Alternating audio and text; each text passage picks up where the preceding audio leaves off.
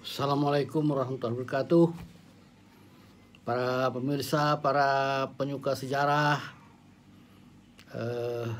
kita berjumpa lagi dalam seri perbincangan Ranjang Pengantin Melayu Bugis, sebuah sesi perbincangan tentang sejarah Kerajaan Riau Lingga bersama saya.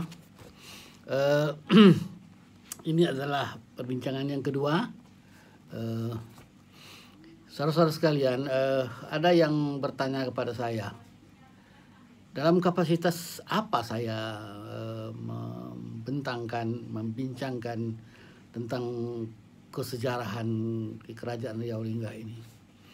Apakah saya ini seorang sejarawan? Saudara-saudara sekalian, tidak, saya bukan seorang sejarawan, saya seorang peminat sejarah.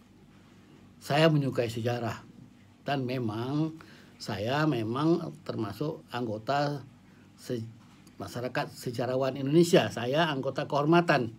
Anggota kehormatan itu memang tidak terlalu banyak di Indonesia. Seperti saya ini seperti almarhum Rosihan Anwar, seperti almarhum Muhammad Yamin, seperti salah seorang daripada keturunan Tun Sri Lanang yang seorang orang di Aceh namanya Cut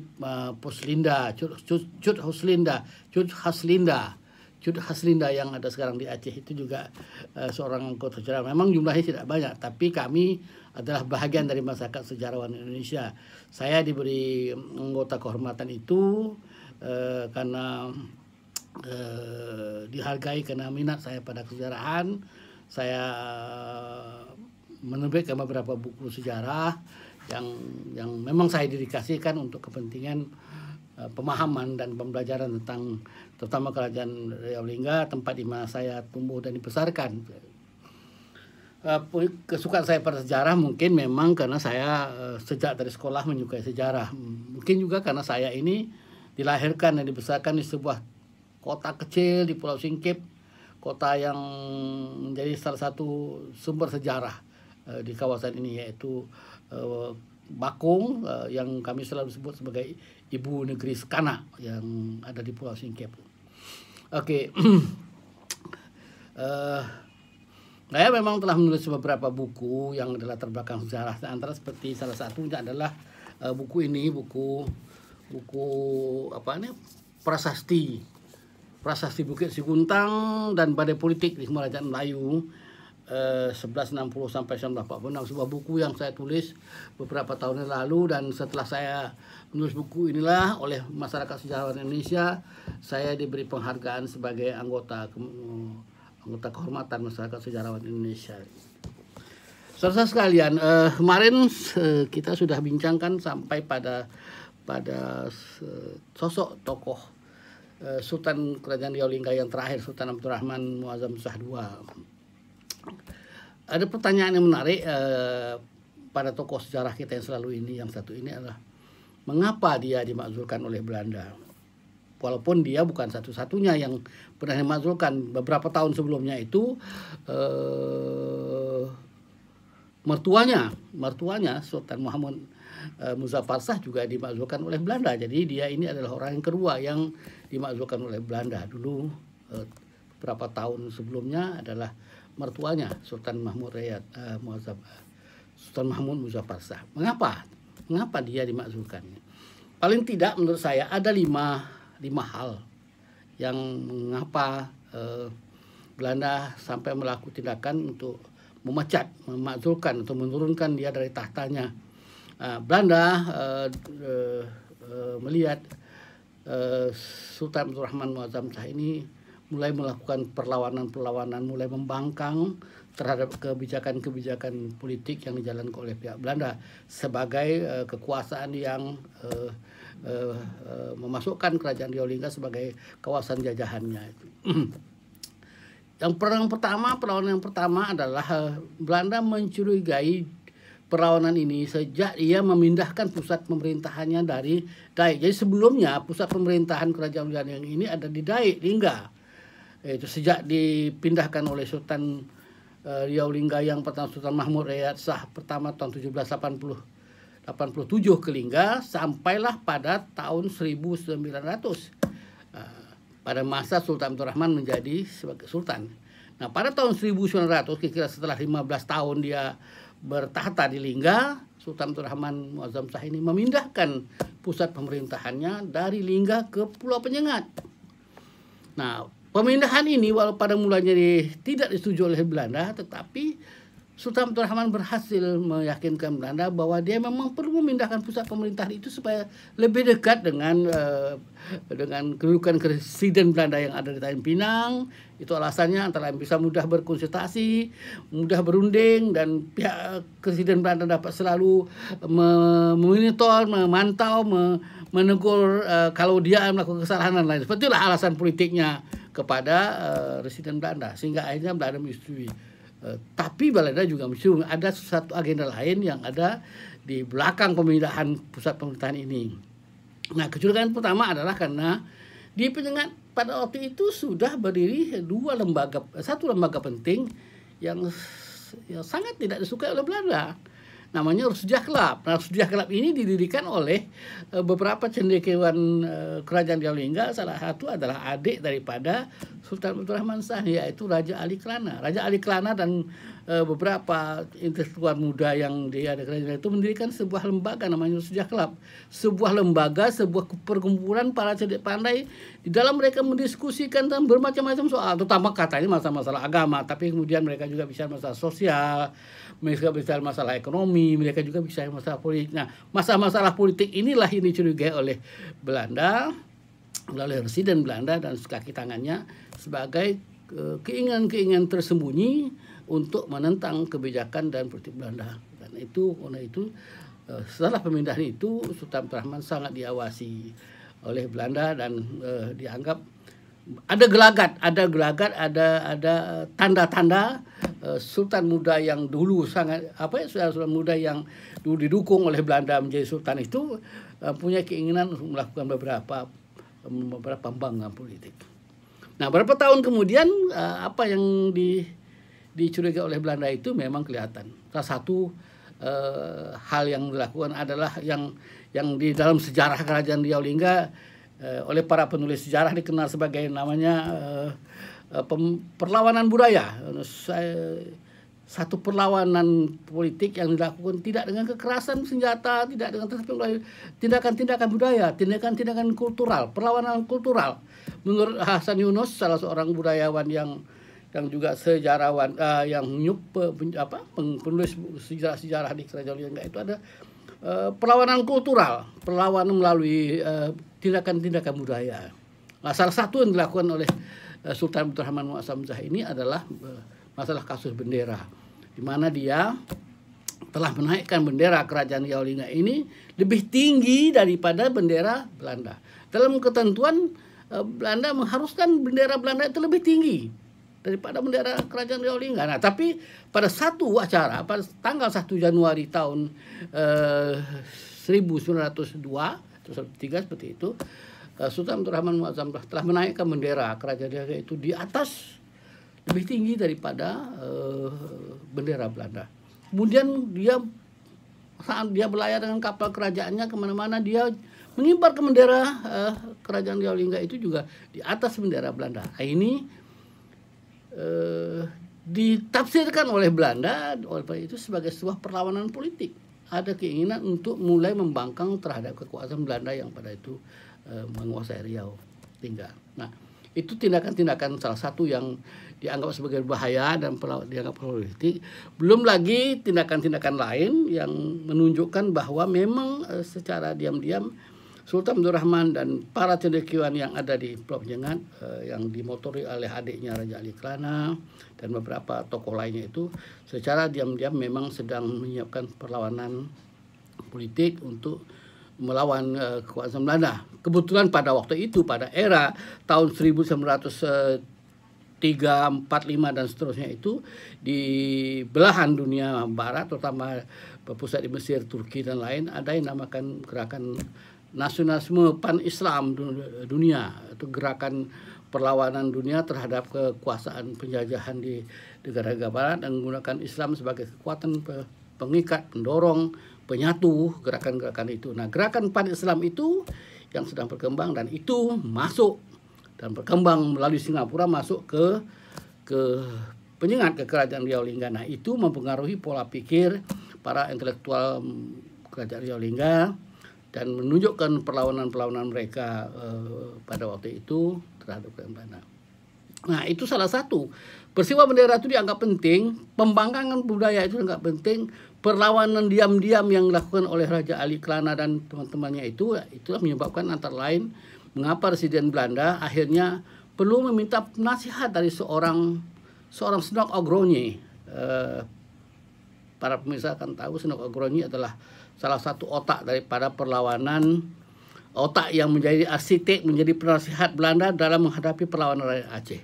Nah, untuk melalui perlawanan Riau pun ternyata Belanda terpaksa menggunakan nasihat, minta semacam pendapat, saran dan usulan dari Senok Ogrony bagaimana cara menghadapi pembangkangan secara budaya di kerajaan Riau Lingga. Hingga akhirnya Senok Ogrony memberi saran-saran lain dan akhirnya Belanda melakukan tekanan-tekanan politik, melakukan pembatasan-pembatasan politik, melakukan berbagai dan mendesak agar kerajaan Riau Lingga memperbaharui perjanjian kontrak politik antara kerajaan Riau Lingga dengan Belanda yang sudah ada dibuat tahun 1105 diminta diperbaharui lagi, dan itu dianggap kontrak politik baru setelah 5 tahun, yaitu tahun 1910.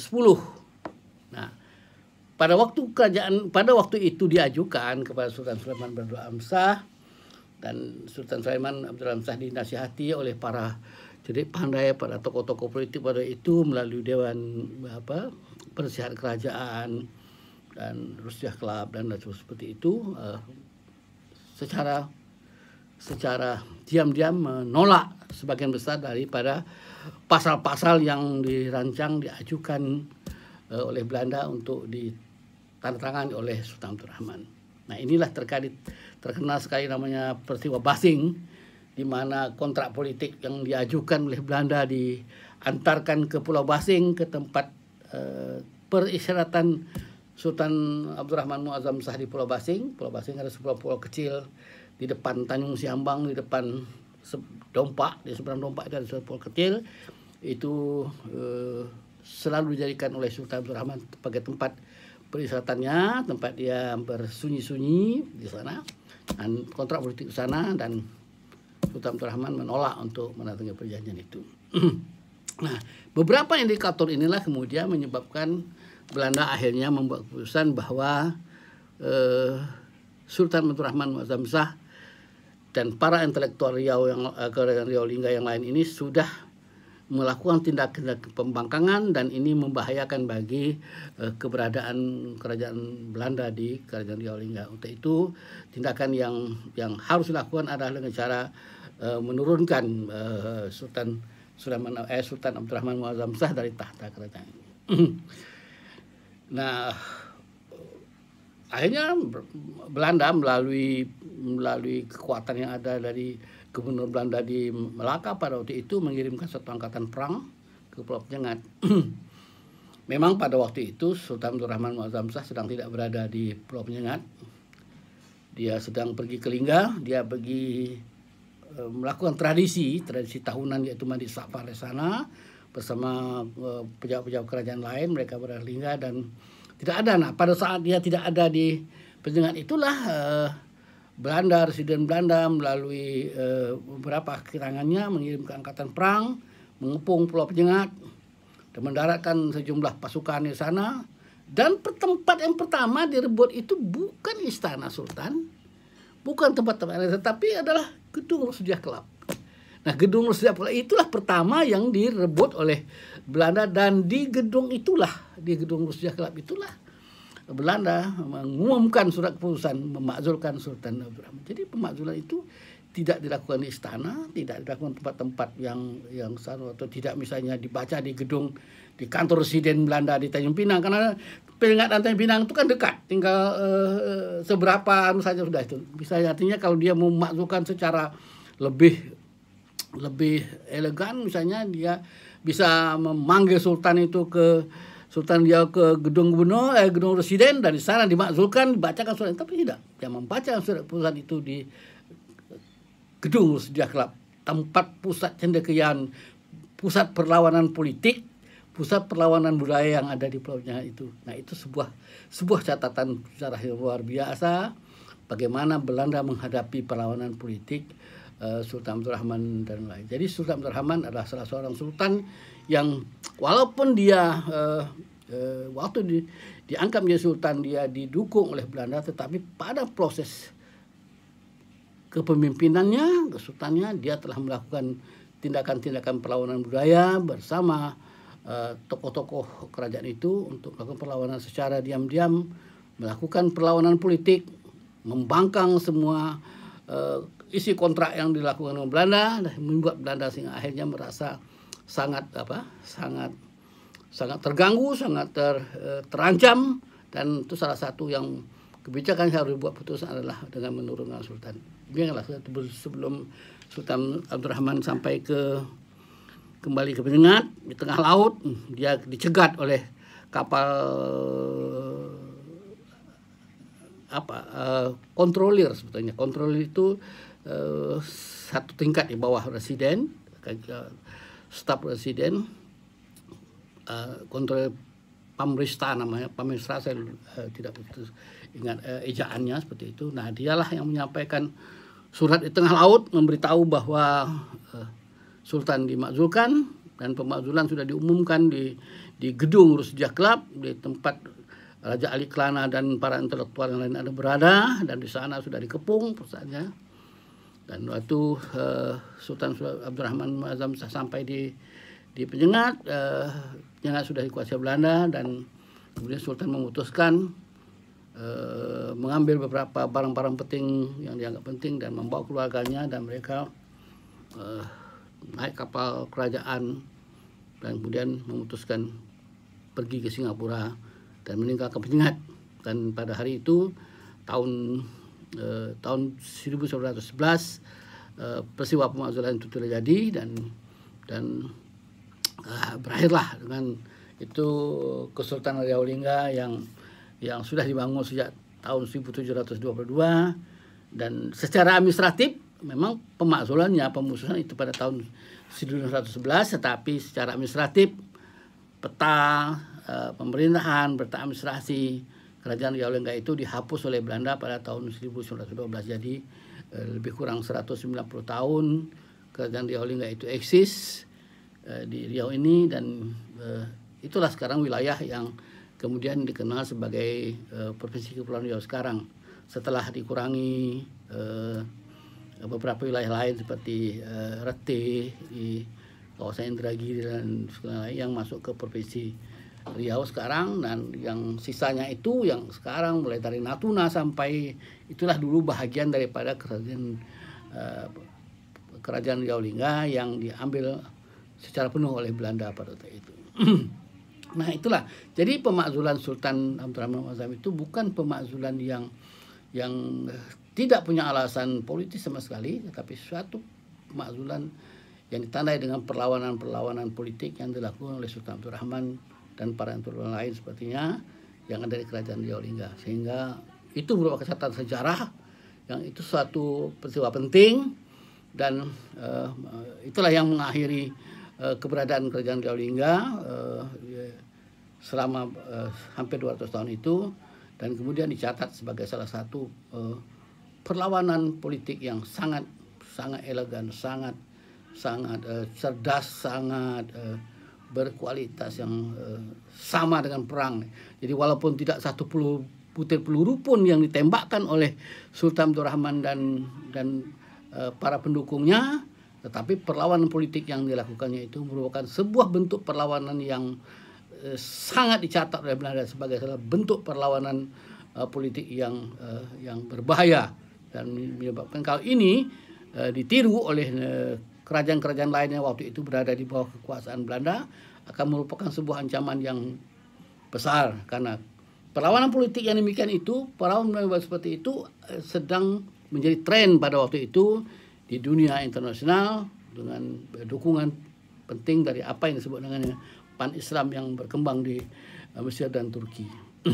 Saya kira itu dulu sesi yang kedua ini tentang bahagian dari kisah persemendaan Melayu Bugis dalam membangun secara bersama-sama Kerajaan Riau Lingga, mulai dari ikrar sumpah setia mereka di Ulu Riau tahun 1722 sampai kerajaan ini berakhir pada tahun 1912. Kita akan bertemu lagi pada sesi yang akan datang dengan topik yang berbeda, tapi masih di dalam rentang dalam suatu kemuka pemikiran namanya persekutuan Melayu Bugis, persemendaan, sebuah kesatuan politik yang dibangun dari perkawinan-perkawinan politik, persekutuan-persekutuan politik yang membangun sebuah dinasti.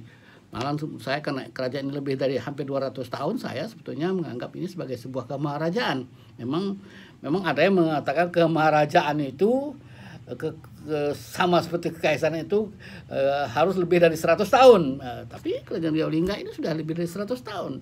Ada yang mengatakan harus 500 tahun, seperti orang menyebut kemaharajaan Melayu Melaka itu lebih daripada, tapi menurut saya 200 tahun dari kemaharajaan Melayu yang jatuh bangun di kawasan Semenanjung Tanah Melayu ini ada dan berkembang dan eksis wujud di Kerajaan Riau Lingga, wujud di kawasan yang sekarang bernama Kepulauan Riau, tempat kita sekarang bernastin, kita membangun eksistensi sebagai sebuah bagian daripada Negara Kesatuan Republik Indonesia. Assalamualaikum warahmatullahi wabarakatuh.